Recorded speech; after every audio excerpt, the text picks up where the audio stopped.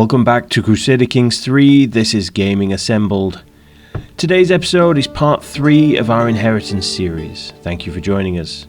Before we get started, we're building a community at Gaming Assembled, so why not like, comment and subscribe to the channel and interact with us on Facebook, Twitter or Reddit. We'd love to hear from you. And thank you to Olivia Agribaji and PopGabe for subscribing and commenting already. Let's get started. Okay, so as we're jumping back into the action today, we are rejoining our Mormaer John of the Isle of Man. And last time we saw him grow from being a child up to the man he is now, strapping man of 17. And we are so far getting some factions, but that's probably to do with our latest conquests. And at the end of last episode, we made our first conquest out beyond the shores of the Isle of Man over to Ireland with the assistance of our ally in Ulster. So where shall we start? So today, obviously, we are, now that John is a man, we will be looking at basing our decisions on him and on his traits and on his actions, his past, his relationships with the people. And so rather than his guardian, as previously has been the case with Aelpin.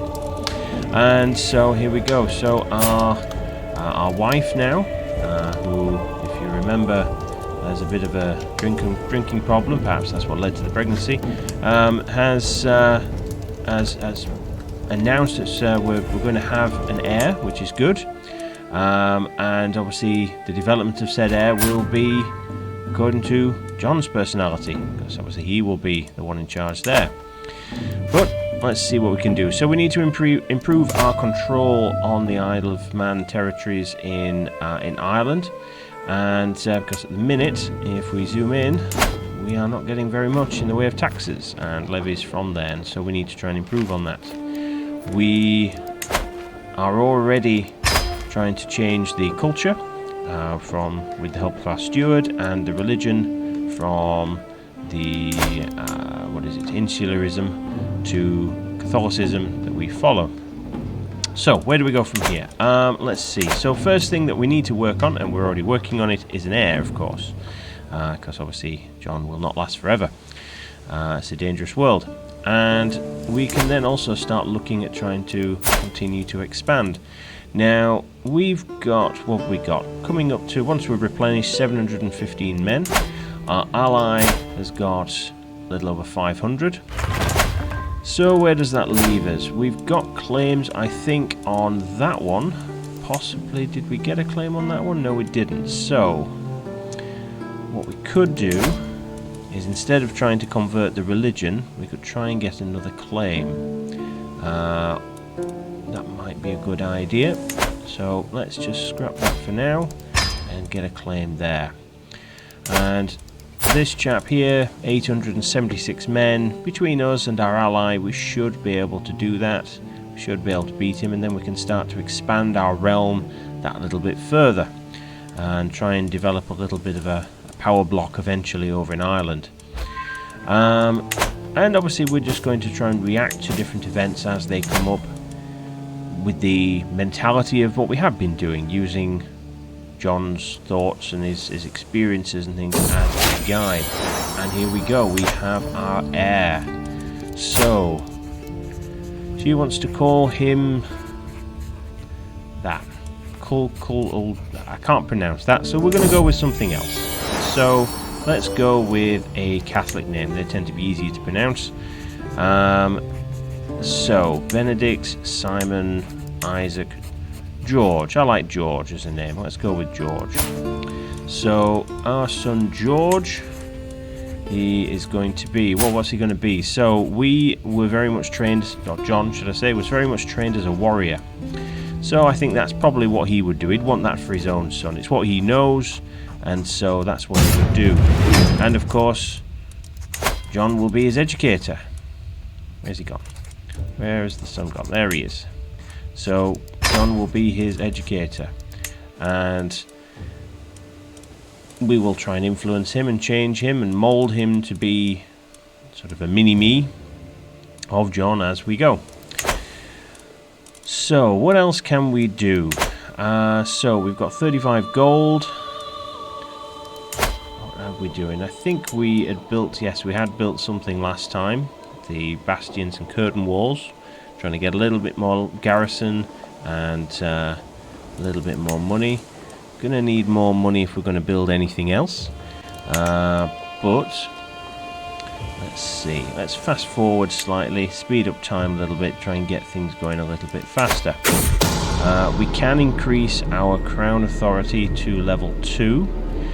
Not really massively relevant at the moment. We don't have any vassals, but it might help in the future. What have we got here? A scheme at court. My spy master has come to me with grave news. While we do not yet know who, someone is plotting to kill my chancellor. So, doesn't really help. But someone's plotting to kill the chancellor.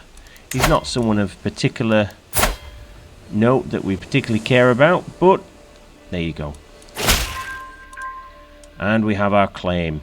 60 gold. It's going to put us in debt, but I'd rather do that, and then we can slowly just get our money back. And that's probably not the wisest of things, to be honest, but sometimes you just have to take a bit of risk, don't you?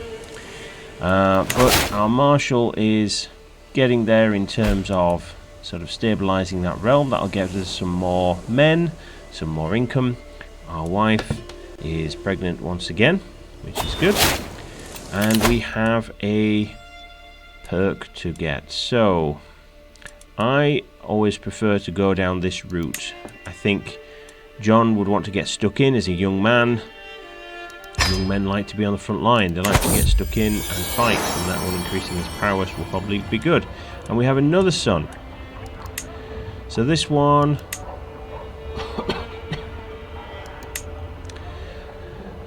what should we call him? Alexander. Let's have Alexander. A nice, proud, militaristic name. Again, we'll do that because another son, another warrior. Sudden shock. So I've ridden, taken aim and struck so many times I thought nothing could upset my rhythm. Take another gallop down the practice range. A commotion I cannot see makes my horse rear up. So I don't think he would run. I think he would stand. He would try and calm the horse. Feel myself being thrown left and right, but no motion can make me loosen my grasp on the reins and the saddle.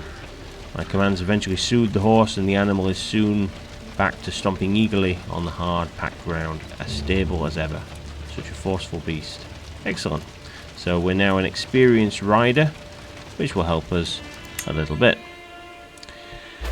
So we've nearly got all our money, or got the money back. What's this? A tailor arrived at court to provide me with whatever new clothes I might desire. He was soon terrified at the offence caused when I wondered exactly what was wrong with my old clothes. While the gift was sent anonymously, it is not hard to understand that Zvinislava was behind it. So this is one of the daughters, I think the younger daughter maybe, of this chap who was a guy who came with his family to our court in, I think, episode 1.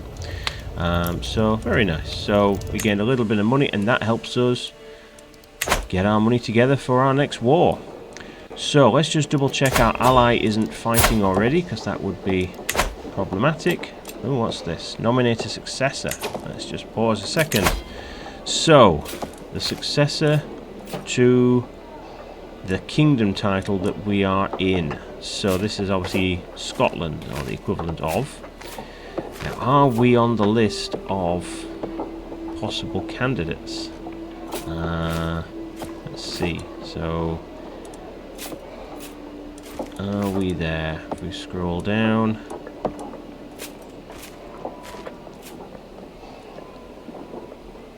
I think the answer to that is probably a resounding no, we're not. So ultimately I don't think we really care. who is in charge. I suppose we could look at supporting our ally. So which house is he of? He is of the Dal Flathatch, something like that. But he wouldn't be in there. He'd be part of Ireland, wouldn't he? So I don't think we care who the next King of Scotland is. Why not? That guy looks as good as any. Probably something of an advantage to voting on these things. If there is, let me know. Let me know in the comments, by all means. If you think there's a better way of handling this type of thing when it comes up, if there's a way to gain and squeeze a bit of advantage out of it, I'd love to hear it. Let me know. But we'll go for that for now. And what we're going to do while we're paused, I'm just going to move our rally point over to here. And so now, when we go to war in a second, now we have slightly more men, I think, than him. Yes, we do. And we'll have our ally as well. Let's go to war and take our second bit of territory. Drop the speed to 3. We'll call our ally in. Here he is. Here he comes. And we'll raise our troops.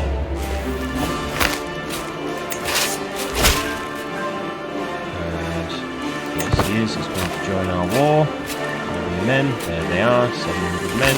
We'll just wait a minute. No sense rushing in and going wrong. What, why, where, how? George is curious. Curious George. Excellent. There's a joke in there with monkey, but never mind. So speed this up slightly until our ally arrives. And here we go. It's going into battle. Oh yes, there we go. Make sure he's following us. I want to go in alone if I can help it.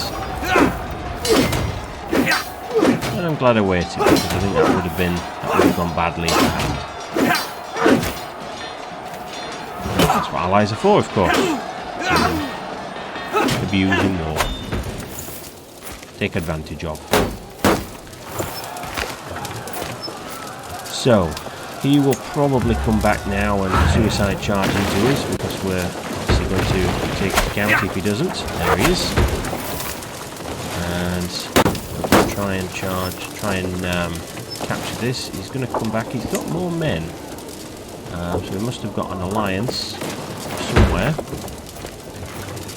Or mercenaries, one way or the other. He's possibly not looking so good. Oh dear. Right, so time to get our men out of there. The tide of battle has turned against us somewhat. So we'll improve our knight effectiveness since we're on that. And I think what we'll do is we'll just pause a second. And I think what we'll do, I think in this situation, John would probably think, well, what we really need is another ally. We need someone else to bring into this fight. And of course the way for alliances in medieval times was through marriages and betrothals and other such things. So let's see if there is someone relatively nearby who could be of assistance. And here we go. So we have an alliance potentially with the Welsh over the water there. So they are bottom there. So they're not too far away, they're nice and nearby. They could come in and help us, and that would be nice. How many men has he got? 1,700 men. That would be a very good alliance. The other option I can see is Athol, which is up in Scotland, but she's got lisping, which I'm not so keen on. Don't really want to introduce that into the family if we can avoid it. Now, I think given that George is only 3, we go for the younger of the two. Besides, she's lazy, which is not always good. So we'll go with the younger daughter. You get some prestige out of it. You get an alliance. So we'll unpause there. And what we'll do is try and get the men out of there. Oh, they're going to get slaughtered, aren't they? That's not good. We need to try and bring our new ally into the fight as soon as possible. So I'm thinking that when we can get our men out, take them up to our allied territory. Oh, there we go, they've just stack wiped us, so that's not the best.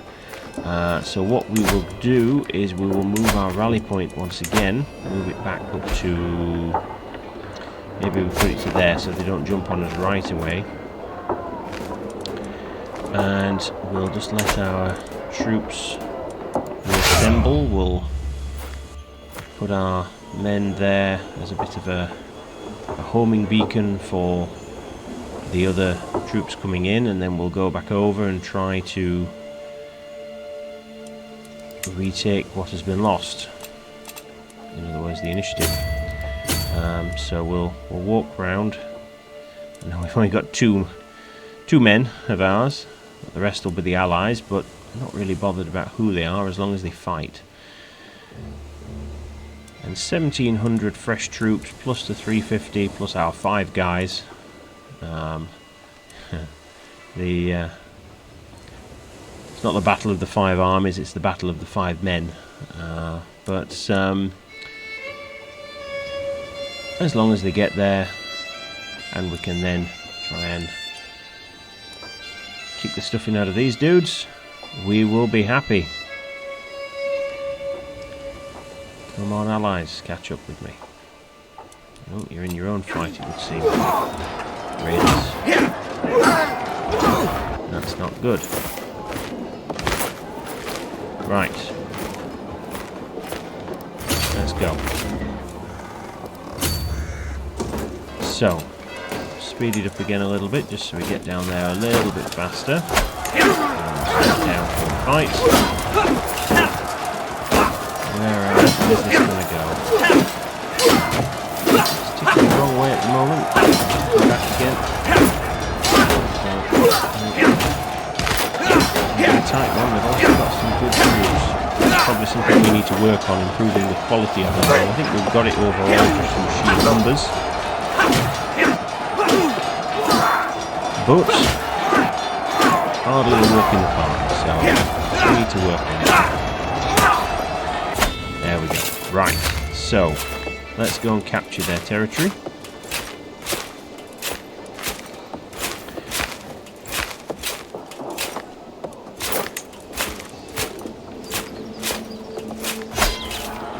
One more fight.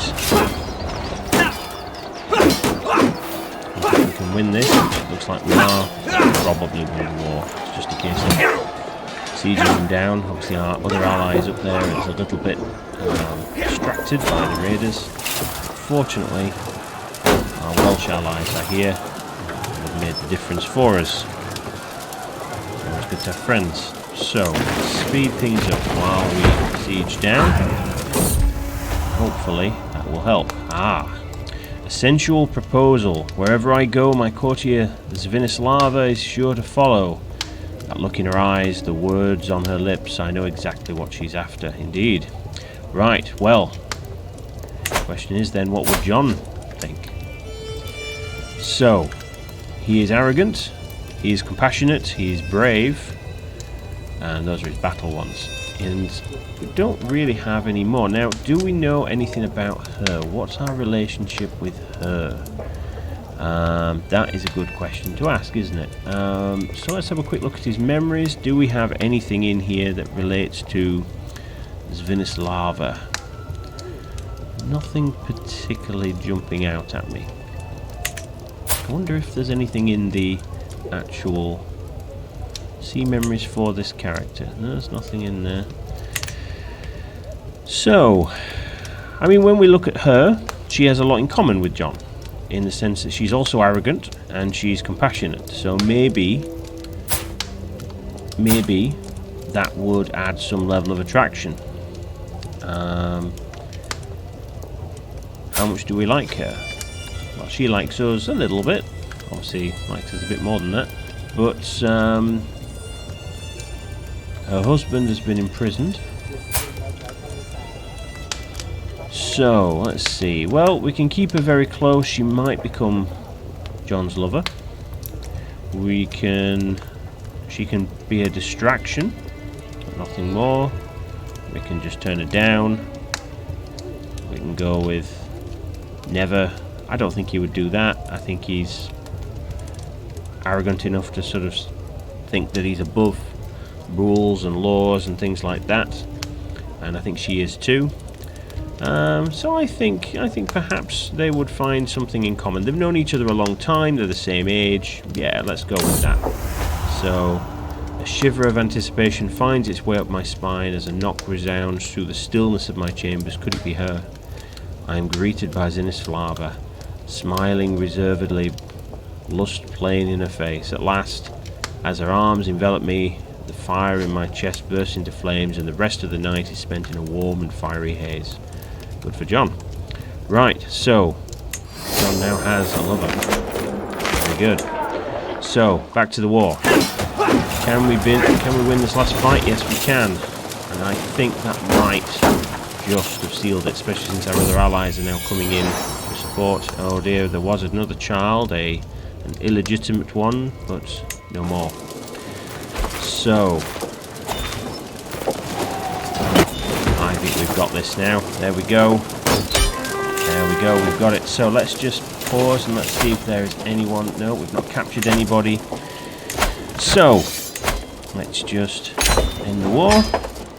We have improved and increased our territory. So let's assign... Oh, we've not got a marshal. Let's have a look. So... we could make our lover's husband our marshal. And that's probably a good idea. Where is Ailpin? Where's he gone? Let's see. Can I find him through this? Where's he? Did he die? I didn't see where he went. I want to make sure. I want to. I